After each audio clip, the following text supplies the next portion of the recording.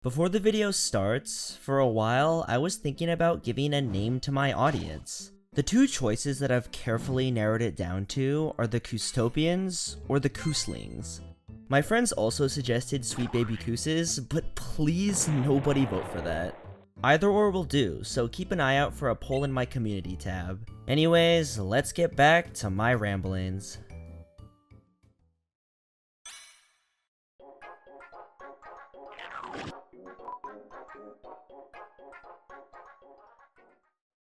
When it comes to Undertale, there are a lot of things that I can talk about, but something that I feel gets overlooked a lot of the time is the concept of magic, which is crazy considering how important it is throughout the entirety of the game. I mean, it's what all monsters are made out of. It was magic that created the barrier that sealed monster kind underground, and it was magic that allowed Toriel to create perfect butterscotch cinnamon pies. And I know that pie saved everyone countless times. Except for my buddy Jack. As soon as he got his grubby white hands on that pie, he dropped it right in front of the mouse hole. Jack, if you're watching this, I'm gonna drop a pie right in front of your mouse hole. You can take that threat however you like, but you'll see. Yeah, the concept of magic is overshadowed by determination, resets, and all that reality warping fourth wall stuff. In my opinion, magic in Undertale is crazy underrated because you can do a lot of amazing, hilarious things with it, albeit with some things being my own interpretation. But right before we start, comment below what kind of magic you'd want to use, whether it's already in the game or something you thought up. Alright, you want to know what magic in Undertale is truly capable of? Well, let's get started. Editor, cue the magic transition.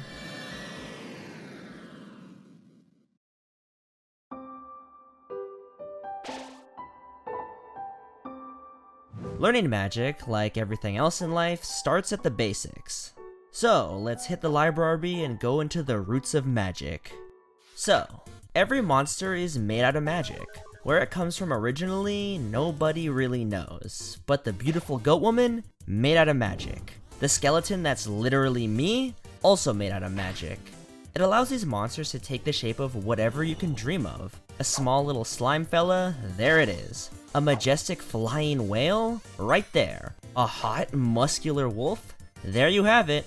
You want a giant bird just melded onto your chest? They have that too. What's even more interesting is that despite being made purely of magic, they all have distinct feelings and scents. Take Undyne for example. She's a monster and is therefore made out of magic, right? But she also smells like a fish. She needs waterproof cream for her scales even though she's made out of magic. And Sunderplane, despite being made out of magic, has the properties of a sentient airplane, seen when it horrifically explodes after its HP drops to 0. The point I'm trying to make is that when it comes to the forms of these monsters, magic doesn't seem to have any restrictions as to what it's capable of creating. I mean, it created a giant onion squid for God's sakes. But I don't think monsters get to inherently choose what they look like. I mean, who would want to be Jerry? Monsters also seem to be able to change their shape when feeling certain emotions, like with Ice Cap, who transformed into just ice after losing his hat, with this transformation possibly being caused by his intense sadness at losing it. Anyways, because monsters are made out of magic, they're much more attuned with their souls than humans are, meaning that if a monster doesn't want to fight you, its defenses will become much weaker. And if someone with a powerful soul attacks with the intention to kill, a monster will be no match. And although some monsters look awesome and intimidating, physically, the average monster is much weaker than the average human due to being made out of magic. Well, except for Undyne, but that's because she's literally built different. I am not gonna mess with anyone who's able to suplex a boulder just because they can. When monsters die, whether it be from physical or natural causes, their soul is destroyed and their physical form turns to dust, with said dust being spread on the monster's favorite belongings and their life essence living on in those objects. This is actually what happened to Flowey. When you have a flower, add a pinch of dead goat boy dust and a splash of determination, you get a sadistic murder flower. What's also interesting is that when a monster dies, not only does itself become dust, but its clothes do as well. Does this mean that monsters create clothes out of magic? Are there monster tailors who specialize in making clothes out of magic? A monster tailor OC actually sounds kinda awesome. There's a free idea for anyone who wants it. Jeez, this video is starting to sound like a monster anatomy video instead of one about magic. But I guess that does make sense considering how intertwined monsters and magic are. Going back to magic, monsters are able to use it naturally while humans can't. As they say in the library books, humans can't express themselves with magic like monsters can. And finally, while monsters are said to be much weaker than humans, they possess the magical ability to absorb human souls, making them much stronger and changing their appearance drastically. You get all that? Here's a quick rundown of the basics. Monsters are made up of magic, being able to take up all sorts of interesting forms. Their souls are attuned with their magical bodies, meaning that certain emotions can cause their bodies to weaken and soften if their hearts aren't in it. Monsters turn to dust when they die, and they're naturally able to use magic, while humans can't. Anyways, with the basic magic anatomy out of the way, let's get on to the cool stuff.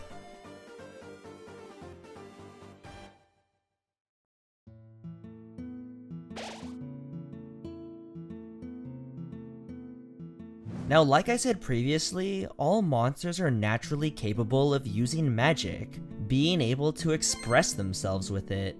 But what does it mean when a monster expresses themselves with magic? Well, there's actually a really awesome dub of a comic called Undertale Growth Spurt I saw on YouTube that goes into a bit of detail on how monsters harness magic, being representations of their strengths and weaknesses in both a physical and psychological sense. Like how Toriel's specialization in fire magic represents both her nurturing warmth and her burning intensity towards the people who try to hurt her friends and family. In my opinion, when monsters express themselves with magic, it reflects their interests and passions. Take Frogget for example. It's a monster that resembles a frog, so its ability to create flies out of magic could represent its love for them. Or Icecap's ability to fire magic icicles that resemble its hat, an accessory that it cherishes. After speaking about using magic through expression, the library book talks about how monsters give each other bullet pattern birthday cards, which could further prove how a monster's magical abilities are a reflection of what they like. As birthday cards are usually associated with happy and joyous things, meaning that when it comes to communication and interaction, monsters present each other with bullet patterns of what they like as an act of kindness. Ribbit. Here, human, take these magical flies because I'm a frog and I love flies. Here, human, take these droplets of water because I like to be clean. Here, human, take these bombs because... But yeah, these magical projectiles can take all sorts of shapes and sizes, but all seem to have around the same amount of power when it comes to common monsters. Anyways, one of these examples I really like is Snowdrake's magic attack, being these crescent-shaped projectiles. You'd initially think that he'd have some sort of magic that relates to his passion towards being a comedian, like a microphone or large hands clapping down at you in applause, but instead, it's an ability taken directly from his mother, which is both really sweet and really sad. Another I really like is Aaron's, with his large muscular arms that fly towards you and flex along with magical sweat projectiles, signifying his love for his muscular body.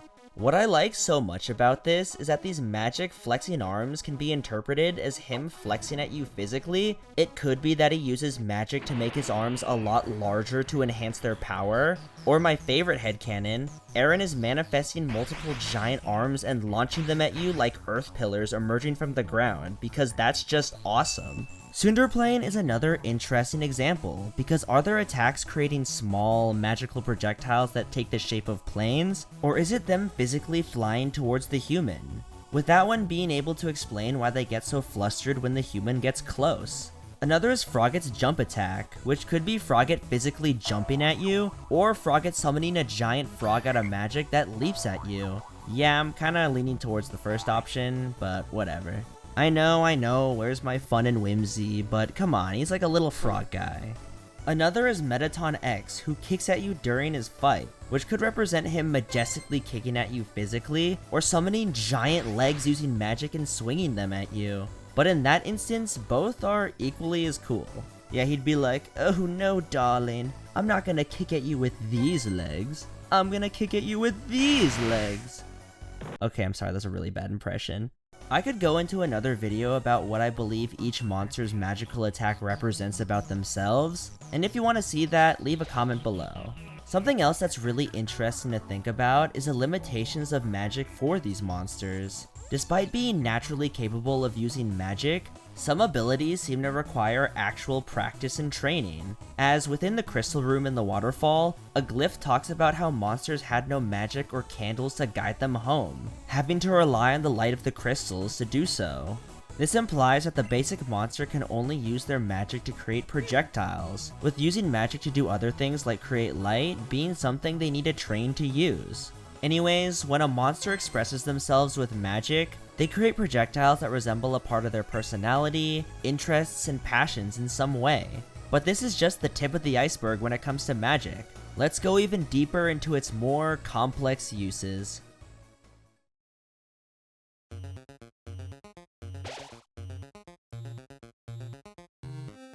Now, one of the most popular forms of magic within Undertale is the color magic, with the main three you face in combat being blue, green, and orange. Now, I believe that although all monsters are able to create and manifest projectiles, being able to change their properties takes some practice and effort. Green magic acts as healing magic, with green projectiles restoring health. There also seems to be another version of healing magic that doesn't require green projectiles, seen with Toriel at the start of the game, and later when you meet her at her house. Light blue attacks only deal damage when something's moving, with standing perfectly still nullifying all types of damage. Orange is the opposite, with the only way you can nullify damage being if you're moving. While yellow attacks are only done by Undyne, with the magic attack changing direction the moment before impact, I believe that it adds onto the notion that changing the color of your attacks changes its properties. You could also argue that Mettaton uses yellow attacks, but I believe those are just the effects of being blasted by the Soul's shooter mode. Now, although there are a lot of monsters that are able to use these colored attacks, I believe that there are certain levels when it comes to mastering color magic. I believe that the better you are at controlling it, the easier it is to change your attack colors on the fly. Take a look at Greater Dog, a member of the Royal Guard, who's able to change the color of its attacks from blue to white at a moment's notice, showing a decent skill at using color magic. But although it's able to change the color of its attacks, look how short the attack time is, showing how rapidly changing colors takes a lot of effort. Then we can look at Asgore, the battle-hardened king of the monsters. He's able to alter his trident's magic and change it from blue to orange in an instant, showing how skilled he is at controlling his magic. Another method of using color magic seems to come from technology, with Alphys's lasers being able to fire out beams of various colors, and Mettaton's disco ball being able to change colors if shot at. Overall, color magic is a very interesting concept, and the ability to manipulate a projectile or magical object into changing color repeatedly is one I find very interesting. It's a good way to keep an enemy on their toes, but if I had to encounter it in game, I'd probably just get annoyed.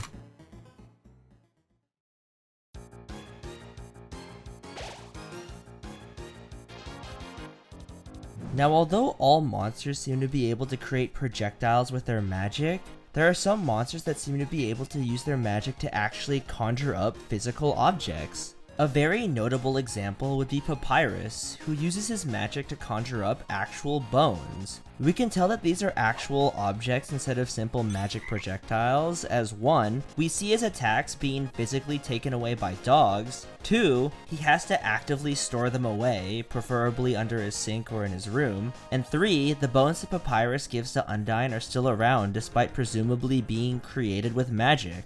In order to use them as projectiles, I believe that Papyrus uses his magical abilities to launch them. I believe that Asgore's trident and Undyne's spear could also be categorized as magical conjuration. With Undyne, although she's able to summon a massive number of spears, being able to create them instantly, it can be speculated that these spears are limited in number and can actually break, seen during the date with Alphys. My personal headcanon is that Undyne has one main spear, and with it, she's able to summon copies of that spear to launch at opponents. And if that spear breaks, she's no longer able to summon any more spears. Which is why I believe the magical spear repair kit is so small, because you only need it for one spear. Asgore is another character who I believe uses Conjuration for his weapon, with him being able to materialize and dematerialize his spear at will. It also makes sense that these two characters would be able to conjure weapons, since Asgore was the one who taught Undyne to fight in the first place, meaning that she could have learned some new magic from him. Although I wouldn't consider Asgore and Undyne's weapons purely physical, I would still classify them in this category, as they exceed the standard magic projectiles that we see in the game. Another completely overlooked weapon that's conjured with magic seems to be Sosari's magical pencil, which is able to bring his drawings to life. But when it comes to magical conjuration, it doesn't just stop at creating weapons or bones. You can also create armor and clothing. Like I said before, monsters' clothes turn to dust, meaning that it's possible that their clothes were created using conjuration magic as well. Things like RG2's armor getting too hot, the armor polish that Alphys has, and the fact that the weight of Undyne's armor affected her shows that the clothing monsters wear, despite being made out of magic, was still physical. Another interesting thing about this magic-made clothing is that by using magic, clothing can be changed and adjusted. A prime example of this is Undyne's armor, with her undying form becoming blacker and sleeker, but you could argue that was caused by determination instead of magic. But something interesting that someone online pointed out is the dress that Mettaton gave to the lion monster in Hotland. Despite this dress fitting Mettaton's bulky, boxy frame, it fit the lion monster perfectly, which could indicate that magic-made clothes are able to change and adjust to the monster's body type. Anyways, the last variation of conjuration magic that I wanted to get into is one that's nothing short of an enigma. I'm talking about Greater Dog's armor. I'm only putting this here because there's a possibility that it was conjured up by magic, but I genuinely have no clue what it could be. Like, it could be a mech suit Alphys designed for that adorable little dog, since she has a knack for creating robots. It could be a magic suit of armor that the dog controls with his feeble little mind. Or my personal favorite theory, the suit of armor is actually another monster that's in a symbiotic relationship with the dog, similar to Shiren and her agent, which could explain why the dog absolutely adores you, yet still tries to impale you on its spear. Overall, Conjuration is a very cool magical ability, and one that we see a variety of creative uses with. But we still have quite a few types of magic to cover, so let's keep going.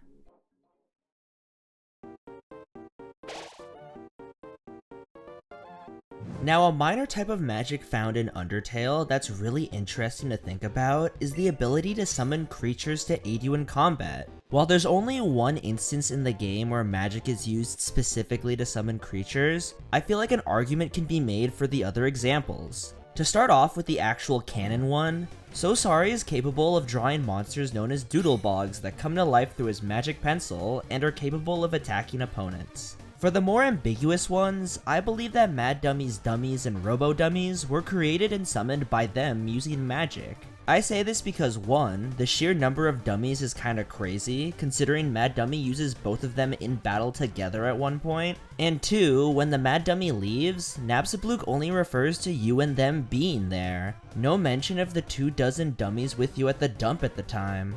You could argue that because Mad Dummy yells about firing them, that could mean that they're actual real beings, but because of the Mad Dummy's absolute lunacy, we should take what they say with a grain of salt. Continuing on with this ghost theme is Mettaton, who's able to summon these small, miniature versions of himself in combat. This one is a little more debatable, since these small drones could be created by Mettaton himself using magic, or were made by Alphys to aid Mettaton in combat as small little drones. It could go either way, so I'll add this as a magical summon. One that I really wanted to talk about is Muffet's cupcake pet, because I genuinely do believe that it's some sort of magical summon. This is because after Muffet dies, the pet is nowhere to be found, and if it was physically there, it would definitely be trying to attack the player after killing its master. So because of that, I believe that Muffet uses magic to actively summon the pet, whether it be to attack or to be used as a chair, seen on her tarot card. A theoretical summon that a lot of people don't really talk about is Magic's orbs. Although you could argue that these are conjured weapons, I think that they'd be considered summons because they're capable of being incapacitated, which implies that they have some sort of sentience or ability to act on their own. Overall, summoning is a rarely used yet very interesting magical concept, and if I had to pick any of the magic I've talked about in this video, it's this one. I'll be using it to summon little Koostlings.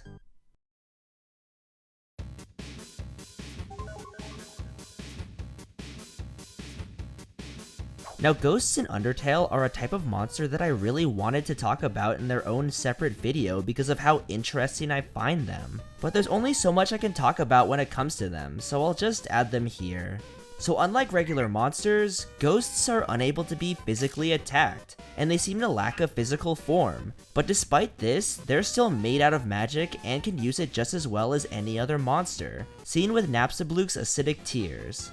Ghosts are able to enter inanimate things and possess them, with them still being immune to physical attacks when entering these bodies. But when they experience an intense amount of emotion, they'll fuse with their bodies, no longer being ghosts. Mettaton is an example of one of these fusions, and despite having the body of a machine, he's still capable of using magic as he himself states. When a ghost fuses with their body, it does imply that the bodies end up becoming magic, seen during Mettaton's genocide fight, as when he explodes, you can hear the sound of him turning to dust, which all monsters do. When killed, the Glad Dummy and the regular Dummy also do this, further adding to that theory. But despite being made out of magic, they still retain the physical aspects of their host. For example, despite already fusing with his body, Mettaton is still made out of metal, meaning that physical attacks don't work on him. It seems that when a ghost finds a host, they become a lot stronger than regular monsters. Depending on who they fuse with, of course, because at the end of the day, you still have some dummies. Something interesting to note is that the Mad Dummy is able to switch around their magical abilities depending on what body they take. In the dummy body, they're able to control smaller, lesser dummies and have some sort of telekinetic power, seen with that really big knife. But while they're in the Mew Mew doll, she ends up gaining the ability to split souls in two. I don't think it's ever mentioned how she got this ability, she just stated that it was brand new. With Mettaton, it's hard to differentiate which magical abilities are Mettatons, or which were built in by Dr. Alphys. I believe that the lasers Mettaton fires and the flight were implemented by Alphys, but the small robots and the leg attacks were created by Mettaton himself. Since a narcissist creating miniature versions of himself and showing off his majestic legs seems very in character. In the future, I'll find a way to make a video on ghosts by themselves, but for now, let's keep going.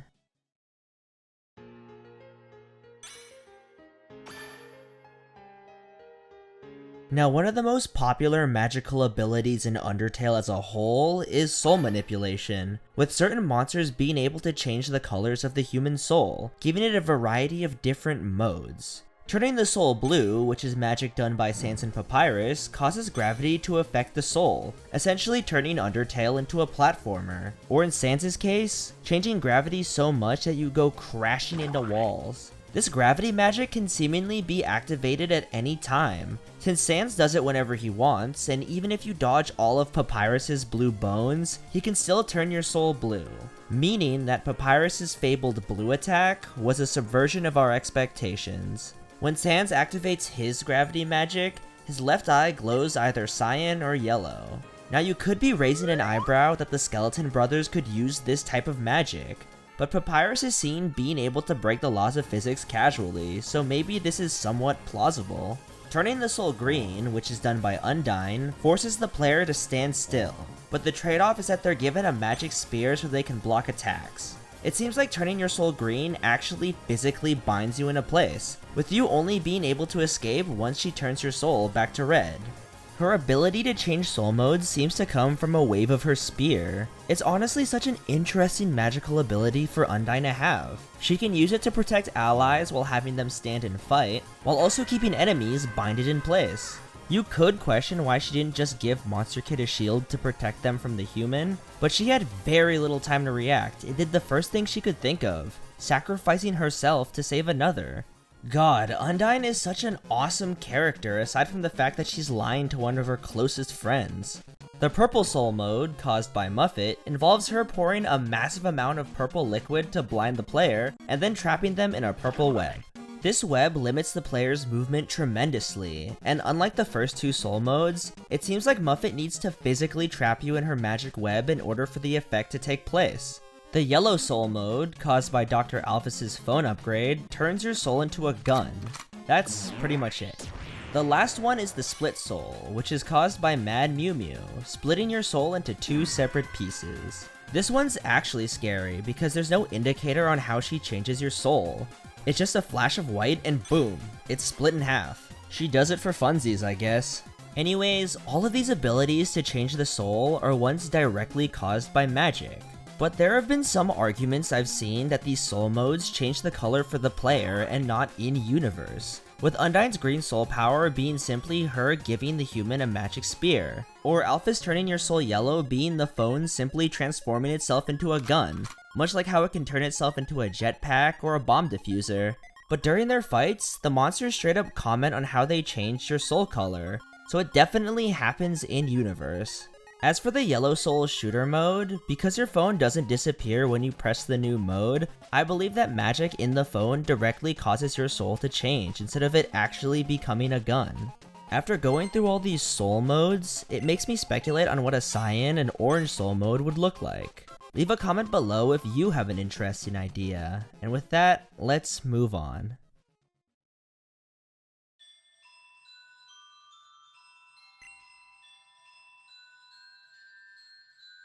Now, something I really wanted to talk about was how humans are able to use magic in Undertale. Because although monsters do state that humans aren't as attuned to magic as they are, there are many statements in the game that prove humans were able to use magic.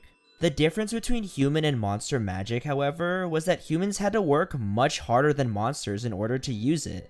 It was 7 human magicians that used a spell to seal all the monsters in the underground. And when it comes to the barrier, I theorize that because of its power, the magicians had to give up their own souls in order to cast it, which explains why 7 souls are needed to break it.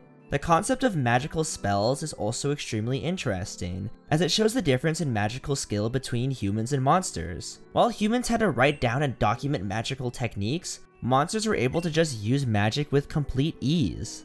Overall, I think it's really funny that even though humans are so much worse at magic than monsters are, it doesn't matter because they just physically dominate. They're literally this image.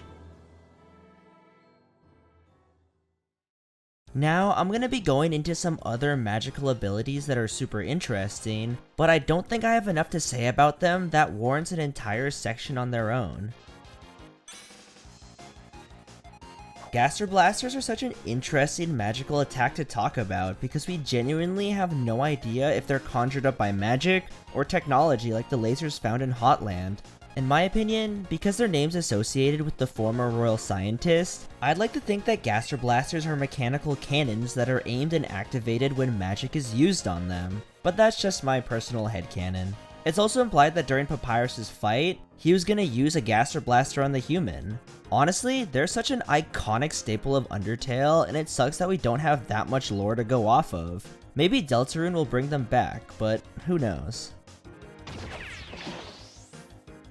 Limb stretching is a power that both Lesser Dog and Temmie are able to use. I believe that in order to use it, they need to feel intense emotions like excitement, which is what caused their stretching in the first place, with Lesser Dog being pet and Temmie wanting to pet the Who-Man. Overall, it's a very simple ability, but one I wanted to cover because it's funny. KR, or Karma, is a magical ability that we practically have no canon information about.